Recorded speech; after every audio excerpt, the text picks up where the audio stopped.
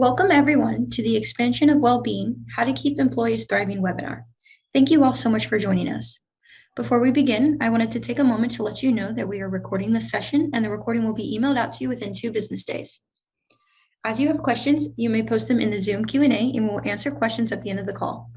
We will try our best to answer all of your questions at the end of the presentation, but if for whatever reason we are unable to get to your question today, please email learning@nfp.com. At this time, I will hand over the call to Sarah Berkeley, Manager of Wellbeing and Engagement of the Northeast Region at NFP. Sarah, the floor is yours. Great, thank you so much. Hi, everyone. Thank you so much for joining this webinar, The Expansion of Wellbeing, How to Keep Your Employees Thriving. We hope that to give you tips and some benchmarking on what employers are doing to keep their employees engaged and to promote their wellbeing programs. So just a quick agenda. We'll start by just setting the stage, do an introduction and overview. We'll talk about the impacts of COVID, and then we'll focus in on a couple of categories. So emotional and mental health and well-being, home is where the health is, financial well-being, DEI&B and social connectedness, and then incorporating well-being as a business strategy. Just a very quick intro to the three of us. So we are the wellbeing team in the Northeast. So I'm Sarah Berkeley. I've been with NFP for 7 years now, and I'm the manager for wellbeing and engagement for the Northeast region. I have with me Melanie Kahn and Matt Persia, and they are on my team as well. And they've each been with NFP for a little bit over 2 years. So that's who we are. The information that we are providing in this presentation is from these 6 sources. So we did take a lot of statistics. They are cited on each slide so you can know where everything is coming from, but we did just want to give you an idea of where the data came from. So I'm just going to start by setting the stage. The pillar of well-being continues to expand. So today, well-being starts with care and compassion. Broader well-being strategies are influenced by current events, politics, global trends, and they're just continuously evolving to meet employees' changing needs and priorities. Employee benefits now really need to address the blending of work and home life, since we work where we live and we live where we work. And that really has to take into consideration the whole person experience. So 24/7, the whole person. Workers are now reevaluating what matters most to them because of the pandemic. Flexibility is extremely important to employees, and we'll talk more about that. But it really is prompting employers to focus on well-being and satisfaction of their employees. Their companies are adjusting their policies to ensure that employees feel cared about as human beings and not just as workers. And they're making flexible work arrangements permanent, investing in wellness programs, and boosting their diversity and inclusion efforts. The Great Resignation is something that all employers are dealing with right now, and it really is requiring employers to shift their focus to non-traditional perks and benefits like child and elder care, diversity, inclusion, belonging, leave policies, professional development, and things like that. Employers are also establishing employee resource groups or task forces to address different areas of the business. So wellness people are working with diversity people, are working with benefits and safety and recognition, and really trying to blend it all into one integrated total benefit strategy rather than having each of those segmented and siloed. We have all been affected by the pandemic. Every single person in some way has been affected. Different demographics were affected differently, which we'll talk about it in a little bit. But there have been 4 key areas that have risen to the forefront of corporate well-being over the past couple of years.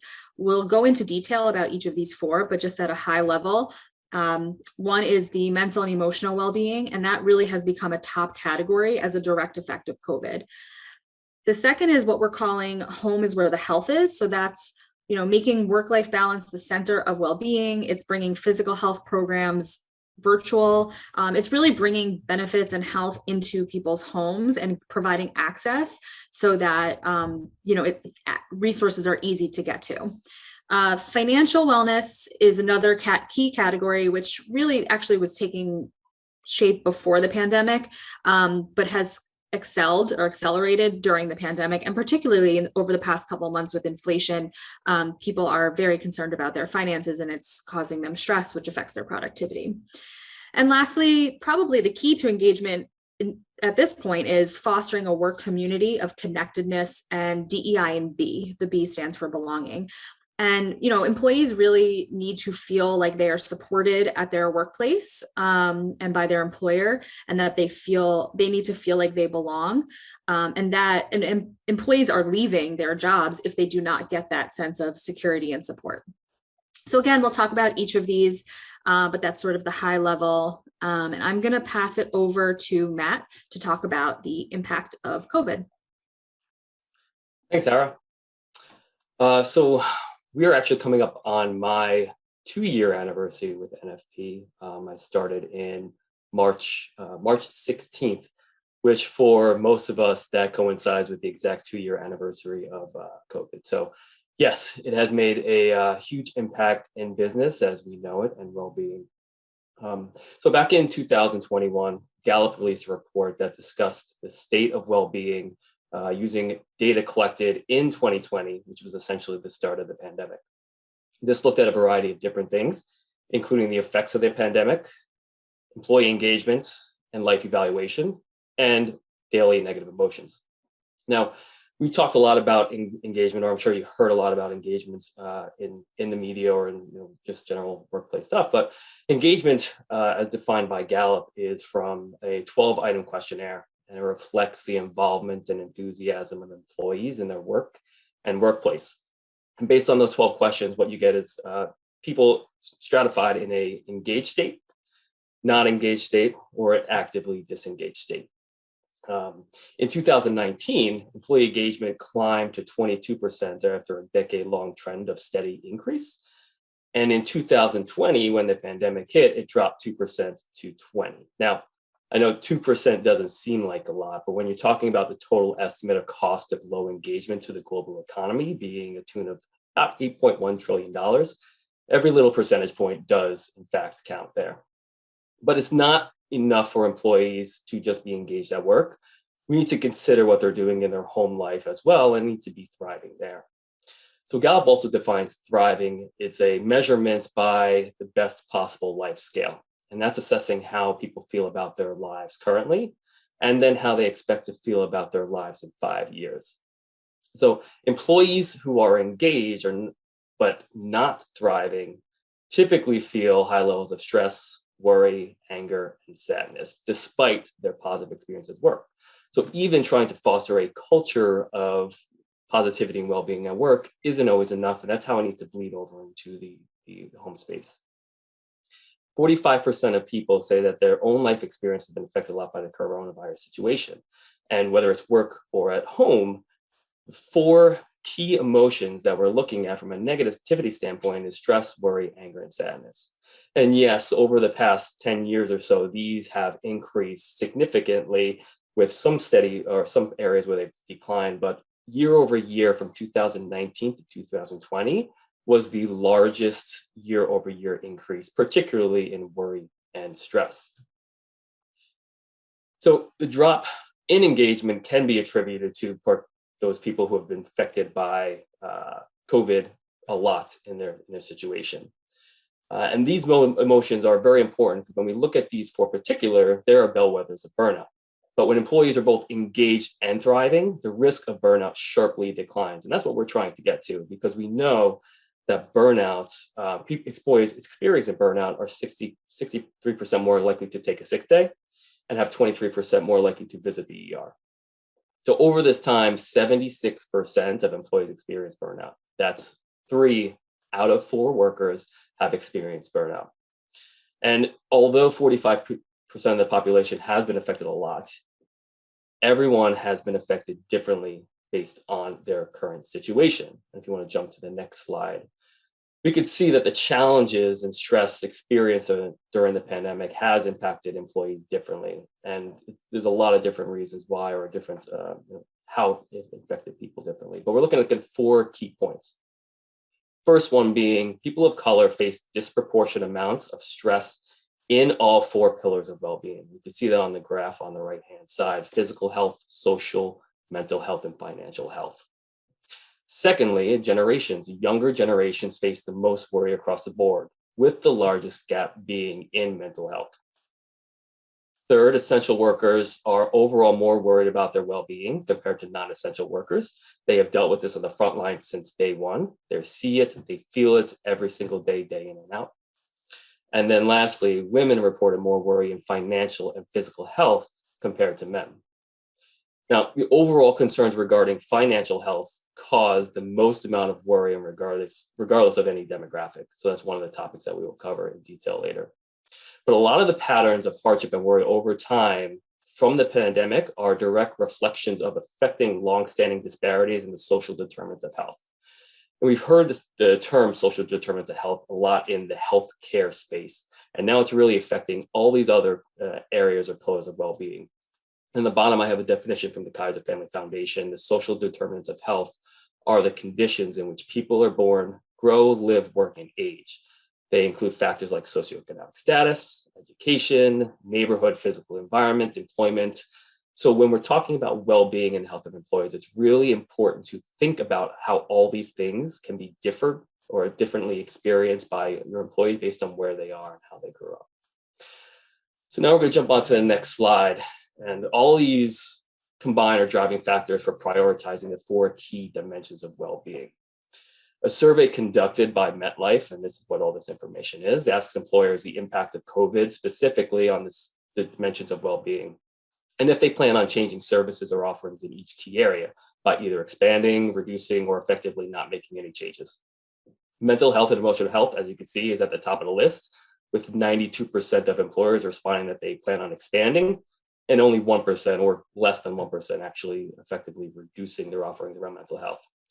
And this is because burnout and depression are on the rise. Employees are facing challenges from all angles that they haven't faced before, heavier workloads due to the number of people who had to leave the workforces, whether it's layoff or switch jobs at the beginning of the pandemic. They have kids at home, daycare, schools are closed, they're doing a lot of remote learning, elder care, similar to the child care, and then a lot of the volatile political environment that happened in 2020 as well.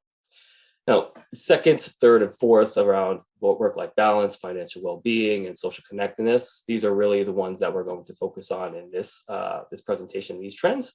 But I don't want to ignore the fact that physical health, job satisfaction, the other things of this, employers are still looking to expand on their well-being. So as we look at those, and mental health being the number one place of expansion, that's where we're going to jump off, and Melanie's going to tackle that and discuss those trends there.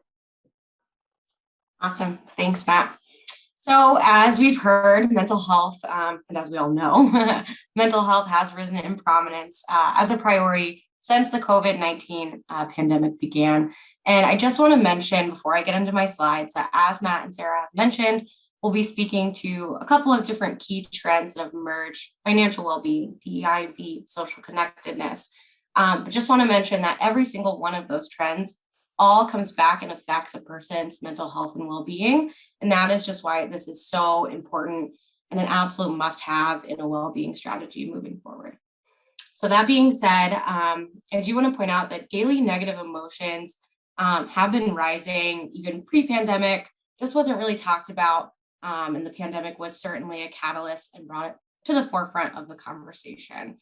There have been so many different numerous factors over the last 12 to 24 months that have affected employees' mental health, from obviously COVID, elections, politics, wars, economic uncertainty, racial injustice, natural disasters, all just piling up on top of our own normal everyday work-home stress.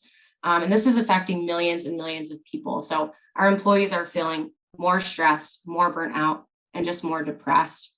And we're all noticing. So nearly half of employees say that mental health has had an impact on their ability to do their jobs over the last year.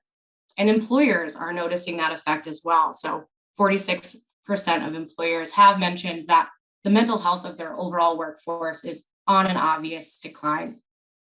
And so while employers are noticing that this is affecting the job performance, let's go ahead and take a look at what employers are doing to address this. We'll just move on to the next slide. Perfect. So employers have understood now that, employees are viewing their mental health as one of the most important aspects of their personal well-being. And they did act quickly, during the pandemic to implement programs for support. And this slide is very much twofold. So it's incredible that employers started investing in mental health programs. However, almost 50% of Americans who sought mental health care in 2020 said that their employer-sponsored mental health plan benefit did not meet all of their needs. So what we saw was a lot of employers either expanded their current EAP program, maybe added in some telemedicine, some teletherapy. However, there might not have been enough services to meet the entire employee workforce well-being. So while it's great we acknowledge this crisis, we still really need to do an audit on our mental health benefits to make sure that they are truly meeting our employees' needs instead of just checking off a box. And on the next slide, we'll kind of look at what those programs were and what's working. So as I've mentioned, everyone has mental health needs. They're often very broad, varied, sometimes urgent. Sometimes they need to be worked on for a long period of time. Because of this, employers need to offer a range of programs and benefits that we're seeing here, all of which rose in prevalence in 2021 and will likely see continued growth into 2022. Digital programs, as you'll see on the slide, most of these programs are offered digitally, either through an app or a website, and these have been specifically on the rise. This is supporting the idea that health and well-being needs to be flexible and available 24/7, regardless of where the employee is, and meeting them where they are at, which will bring us to our next section. Home is where the health is, with Sarah. Great. Thank you, Melanie. Yeah, so home is where the health is.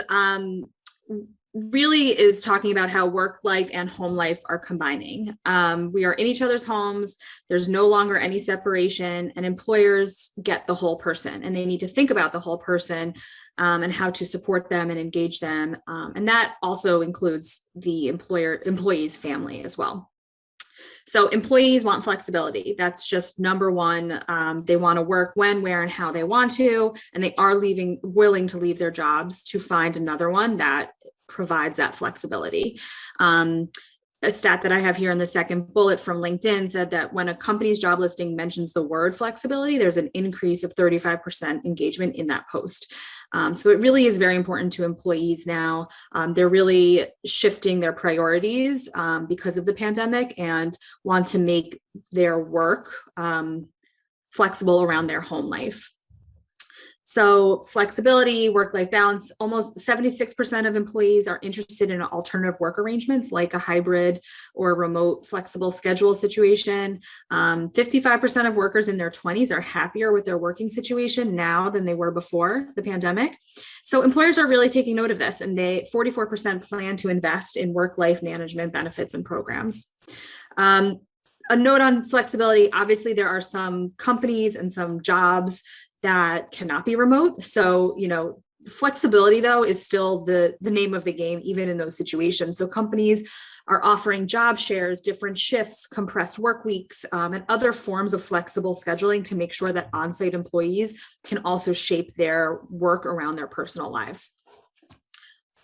So again, we're also having to focus on the family. People are home with their families, their spouses, their kids are often home. If schools were closed for a while, and now it's sort of on and off. So caregiving and family benefits are very important, and they have skyrocketed, and we'll show you some trends around that. But there was 32% growth in demand in caregiving services in 2020. 62% of employees say that caregiver benefits are of interest to them. So it's really important to employees to not just support and help the children that exist and the family members that exist, but also, as you can see in the bullet on the right, on the bottom, employers this year are really going to be focusing on maternity management programs and family forming and reproductive support. So also helping employees form the families that they want to form in the way that they want to form it. So looking at health at home, these physical health programs, a lot of times when you think of a well-being program, you think of physical health. all these programs have now gone virtual. And so that's just a way to provide access to as many people as possible in the safest way possible. 98% of employers are offering a telephonic EAP in 2022. 95% of employers are offering teletherapy, which is up from 88% just 2 years ago. And while the necessity of these physical programs has always been clear due to high and increasing rates of diabetes and obesity and other diseases like that, 76% of employers anticipate even higher chronic condition management needs due to the impact of COVID. So people put off their doctor visits and they put off their preventive care.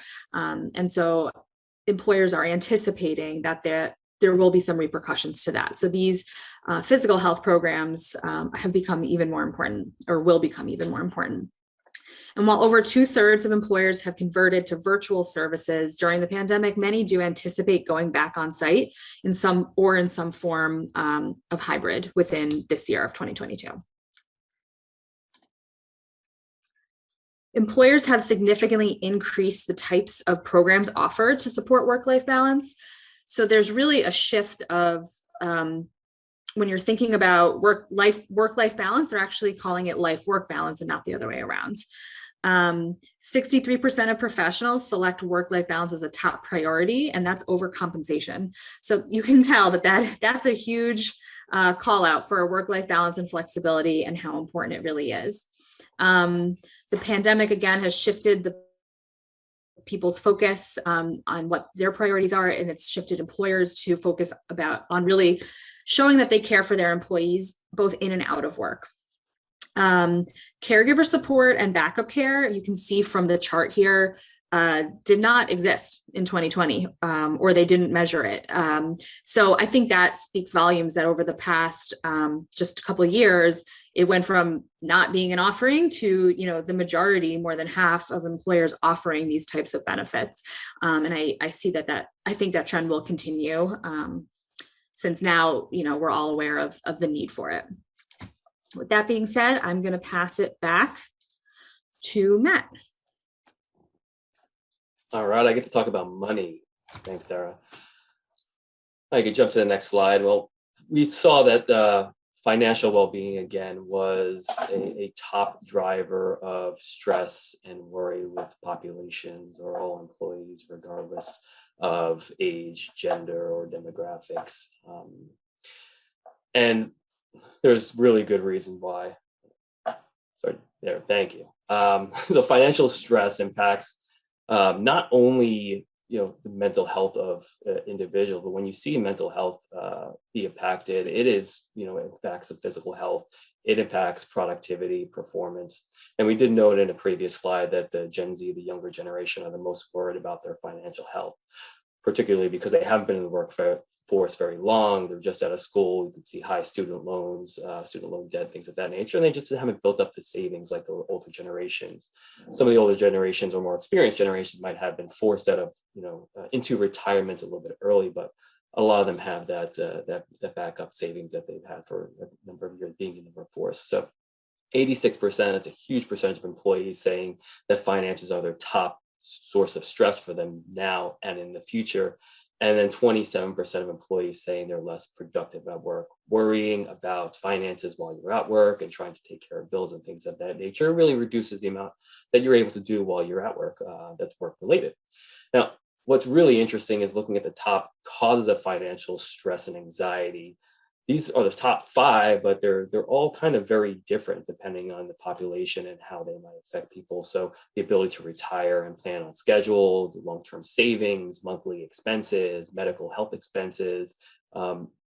There's a lot of different things that people are worrying about, and these affect each different demographic a little bit differently. So if we jump over to the next slide, we could really see how that financial wellness or financial well-being has been growing in interest over the past couple of years, even since 2018, that financial well-being and mental well-being have been flip-flopping over the past couple of years as the top interest and growing in demand. And then even looking from 2020 to 2021, the number of employers or interest of not changing a program has significantly decreased, and we're seeing a lot more employers increasing or strongly increasing their interest in financial well-being. 64% in total of employers expanded their offering to support their employees. And then financial well-being, education from a global perspective is probably one of the most common areas of financial well-being that's being offered, or at least initiative offered in most of the countries worldwide. We always start with the awareness and the education, and where do we go from there? And you can jump to the next slide. And this isn't just with financial well-being, or really any individual particular about pillar of well-being. It's not just the education, it's the call to action, right?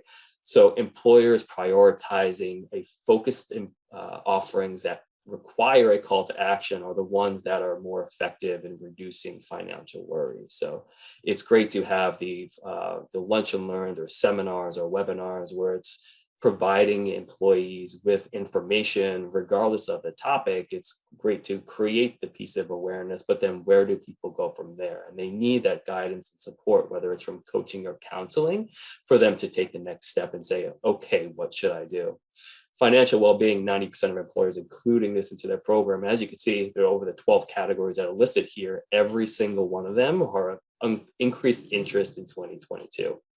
And similar to some of the other pillars that we looked at, some of these things were either on the radar or weren't measured in previous years. And we're seeing this with not just finance and not just with health, but these programs are starting to expand more and then niche down, that they're very focused to help a particular set of employees and individuals. And like with the other ones with health and DEI&B, which is next, increasing the focus on the equality inclusion and how to affect and help the social determinants of health impact employees' lives and their financial status is really important when looking at the financial offerings as a whole. All of your employees are in the same industry altogether. However, they all have very different jobs and they come from different backgrounds. So addressing them all in different ways is very important. And that brings us to the next trend of DEI&B and the social connectedness. Awesome. Thanks, Matt. I am so excited to be talking about this in a well-being trends deck, mainly because it is a passion of mine. But I also believe that looking at a well-being strategy with a DE&I and now B lens can truly aid in addressing the root cause of these issues like burnout, like loneliness, problems that cannot be solved with just one program alone. So very excited that this is an emerging trend. So employees are really bringing this to our attention and really steering this, which is incredible. However, 42% of employees are saying that these social justice issues are the source of stress and anxiety. And we're hearing this a lot from people of color as well as younger generations. And with this, employees are also letting us know what they want. They want more representation. They want more inclusion trainings, these affinity groups, and just overall support for when they are experiencing this. So if you're experiencing any social justice issue and you're coming to work and nobody looks like you have nobody to relate to, nobody to express your thoughts or feelings with, you're definitely going to start feeling that isolation and loneliness to just a whole nother degree. And so employees are also noticing that the training aspect, that their managers aren't being given the training in order to support them. So they're recognizing this, as well as managers are agreeing and acknowledging that they are not being provided this training. So it's not only coming from just frontline employees, but higher up as well. So it's truly important to invest in these training programs for managers and employees so that when we are coming to work, we are feeling supported and we know that we are given the tools and the opportunities to then feel like we belong. And high belonging, we're seeing is linked to substantial bottom line benefits for the companies. Increase in job performance, we're seeing a reduction in turnover risk, as well as a reduction in sick days when folks are really feeling a connection to their company. And this is truly saving millions and millions of dollars for our companies. So absolutely imperative. On the next slide, we'll take a look at what employees are actually doing to support this. One call out, the bottom right stat is just amazing. 80% of employers have indicated that DEI&B influences their well-being strategy now, which for us is just truly incredible. So how is this 80% going about it? They are auditing their benefits and their well-being initiatives to assess for inclusivity, making sure that you are speaking to all populations. They're starting to design initiatives to support traditionally marginalized populations. They're creating equity, diversity, and inclusion standards, not just for themselves and internal employees, but also for the vendors that they work with or suppliers. So really going for more reach even outside of the company. And finally, we're starting to see a lot of benchmarking occur and expanding health plan choices to make sure that even our health plan benefits are more equitable. And with this, we're seeing that we really have to be pretty creative when we are thinking about our business strategy and really flowing the DE&I&B with the well-being to create this holistic standard. And I do want to point out, I keep saying this B, we've talked about belonging a couple times in the presentation.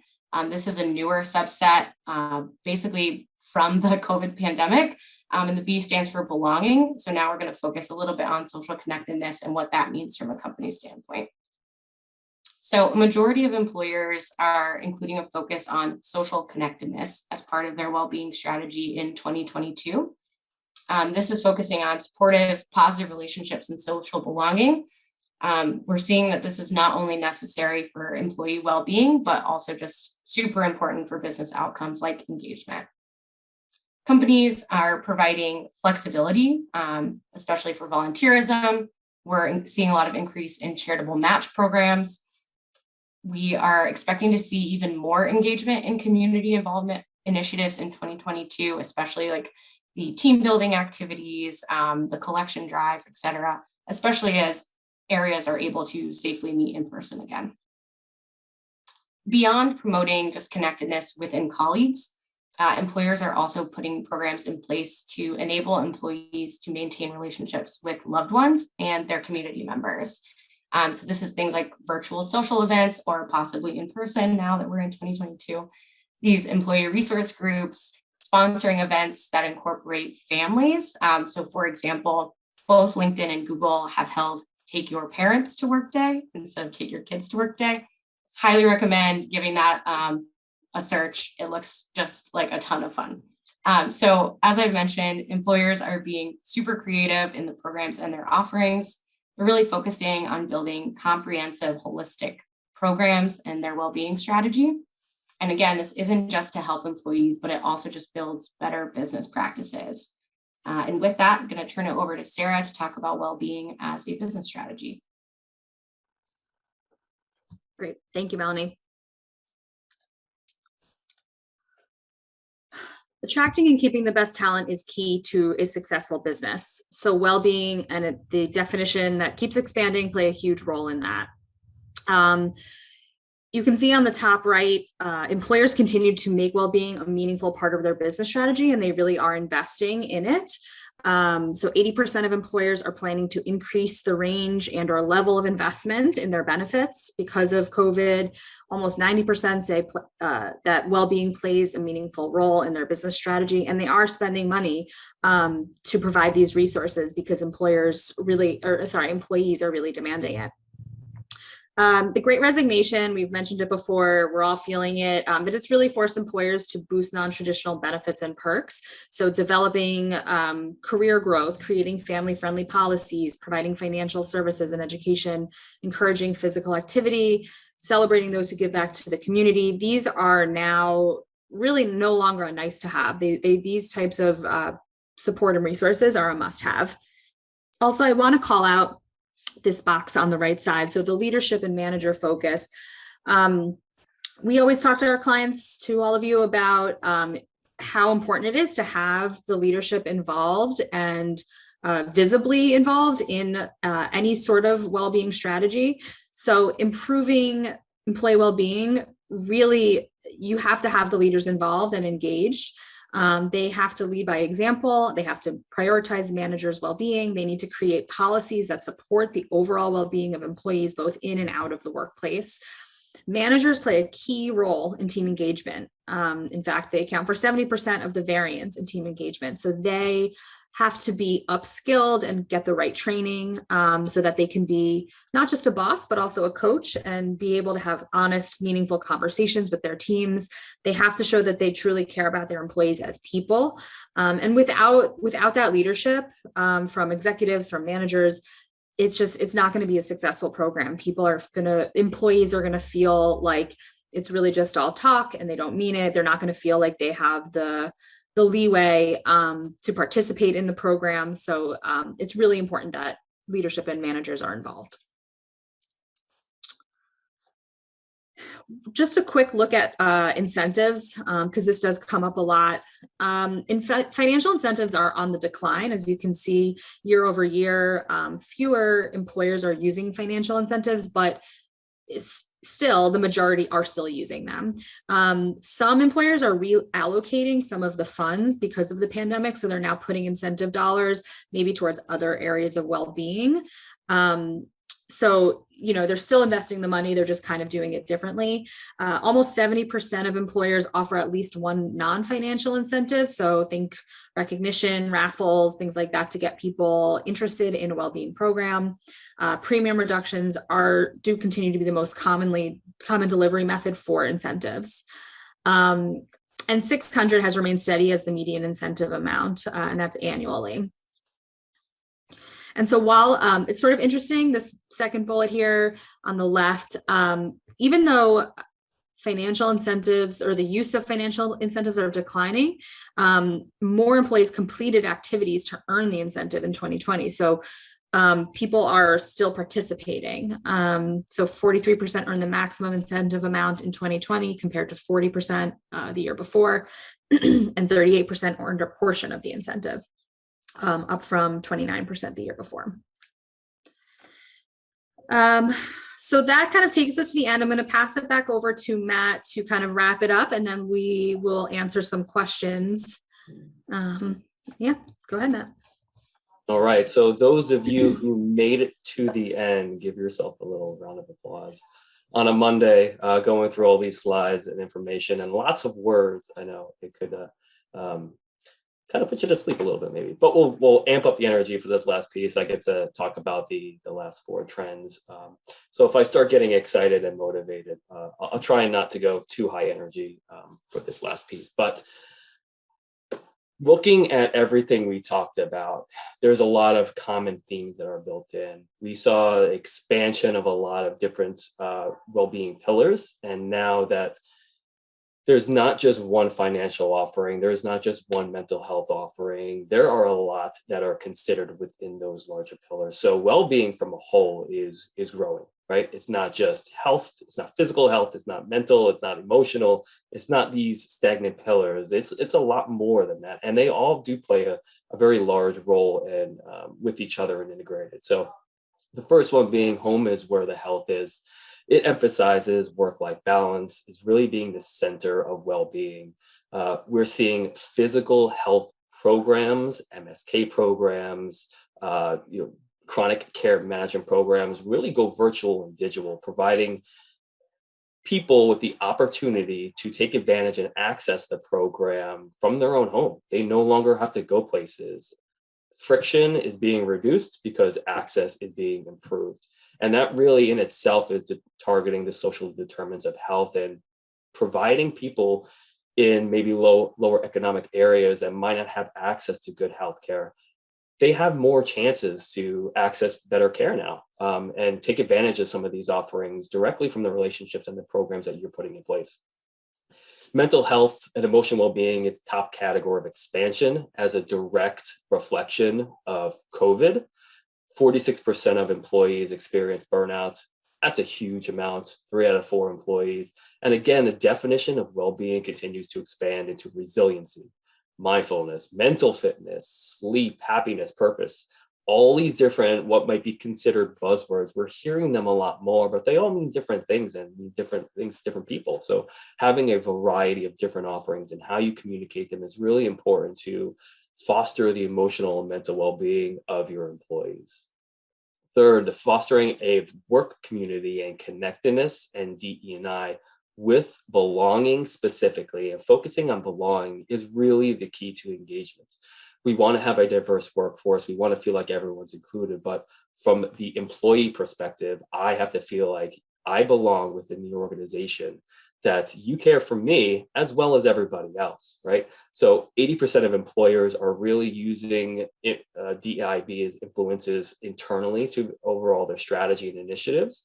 They're bringing in people, other consulting firms, to talk about DEI&B as a program, using employee resource groups and focus groups to really, understand how employees are feeling. And that's what it comes down to, is really understanding how others are feeling and how they feel like they belong into the organization to drive the business forward. They want a sense of purpose. They want a sense of belonging. Lastly, interest in financial well-being compounds as financial stress affects productivity. It is one of the largest reasons why we are stressed and worried today, regardless of the population. Young individuals have financial worries, older individuals have financial worries, whatever that's the stem or the root cause of that is different. And being able to provide resources and make employees feel comfortable that they're not living paycheck to paycheck, specifically with how inflation's going. And I think 1 billion% inflation this year, not quite that much, but you get the picture. Things we're seeing it as from a global economy, there's issues there.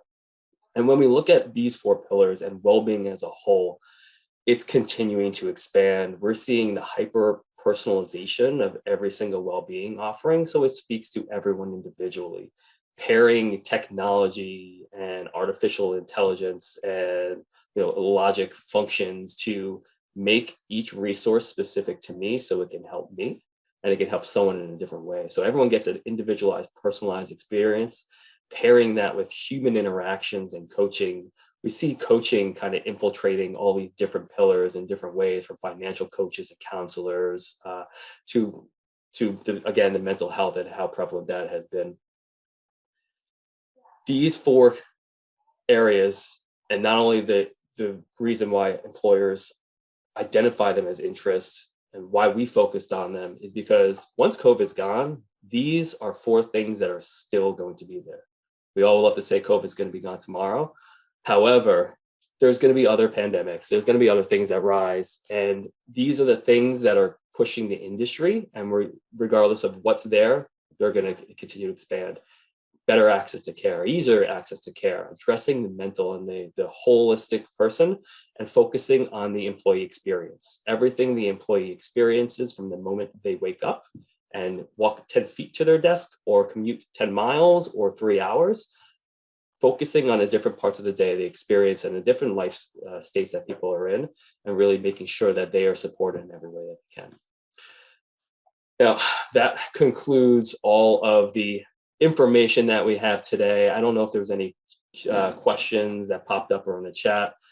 For next steps, make sure if you want to talk about well-being or talk about any of these recommendations or things that are out there that you can do and help your employees, make sure you reach out to your NFP account teams for more information. I did see some familiar faces or familiar names in the attendees list, so you know how to reach us if you're one of those. But I'm going to pass it back over to Amber to close us off if there's no additional questions. Actually, there is a question, and Matt, you answered it in the chat, but I just want to mention it because I don't know if everyone's looking there. Sure. So the one question is, have you seen that the mental health care industry has undergone its own stresses, loss of therapists and counselors? They themselves are overworked, stressed, and depressed to the extent that has reduced the resources employers have to offer their teams. So yes, for sure. I mean, again, it's all part of the Great Resignation, right? So I don't think, I think therapy, counseling, they are not exempt from that. So we have seen that finding a mental health therapist or counselor has always been a struggle in the US, unfortunately. But as Matt mentioned in his response, there are a lot of new companies and vendors that are that have kind of come out in the past couple of years that offer their own network of providers. So there are more resources now, especially now that things can be done virtually, to help provide, to help provide providers to employees. So I don't know, Matt, Melanie, if you wanted to expand on that, but. No. Nothing to expand, but we did just get another question. So I'm going to toss it to you both. Do you have any advice for employers regarding how to retain mothers specifically? A lot of left due to remote learning or childcare. Yeah, I mean, I can start with that.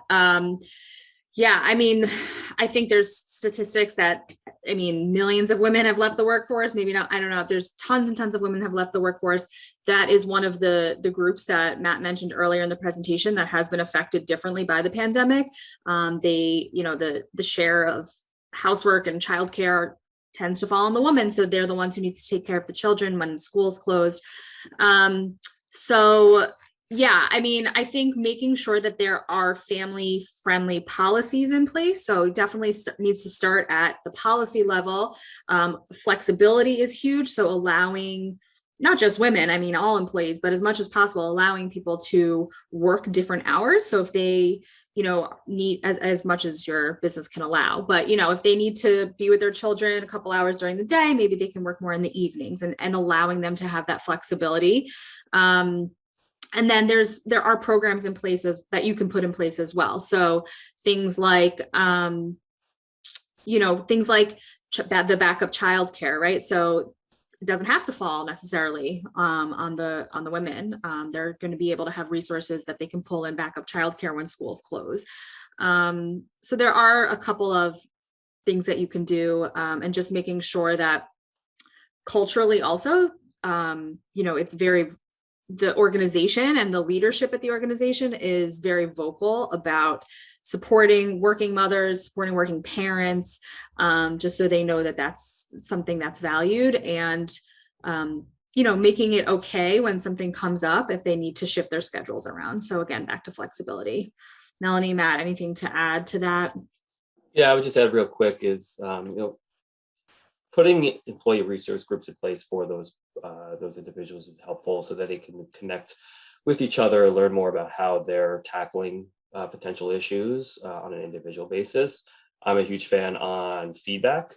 So whether that is creating surveys and gathering feedback from your workforce, or really focus groups. Focus groups is probably one of the most underutilized form of feedbacks. We hear employers saying that their employees are over surveyed, we hear survey fatigue, we hear Zoom fatigue, things of that nature, but using just like a focus group, and whether it's an internal focus group or an external company that can do it, and pulling some of those individuals together and just asking them the questions might provide you with a different answer or a different resource than you know, the benefits that we can connect you with. So that's a great place to start, and asking how you can support them, what makes sense. And then from there, just, you know, there's a lot of things in the market for backup childcare and things of that can really help support them. So ask the question. Don't be afraid to over ask and over communicate the questions. I would second Matt's survey and always getting that employee feedback. Like we talked about in the presentation, definitely want to meet your needs and not just guess what your employees want, like actually knowing what they want. I'll just add onto this little tangent, but if you're considering your leave policy for new mothers and your return to work policy, there was a great campaign that was just run on LinkedIn called Show Us Your Leave. It was super fascinating. A lot of people went ahead and showed what they offer their new mothers and new parents, because we're expanding to now parental leave.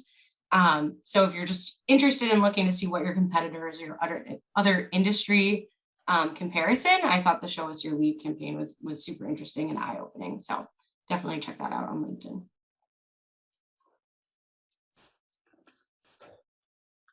Great. We can stay on for another minute or two, or a couple more minutes if anybody else has more questions. I will say there were a few questions about a copy of the deck. So yes, we can absolutely send out a copy of this deck, and we can send out, I think with the recording of the presentation, we'll also send the deck as well.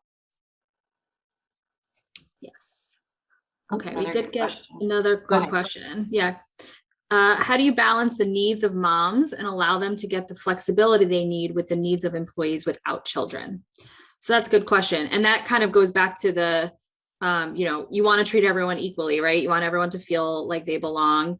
I mean, I think that the answer is that flexibility should be for everybody. It doesn't, for whatever reason you might need, right? Like just because you don't have children, you might have a spouse that sometimes needs some help, or an elderly family member. You might have just some things going on in your personal life where you need to have some flexibility.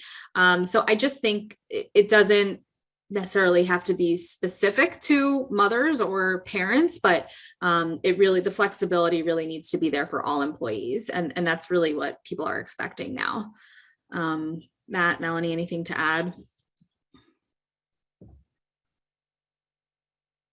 Flexibility was really the buzzword here.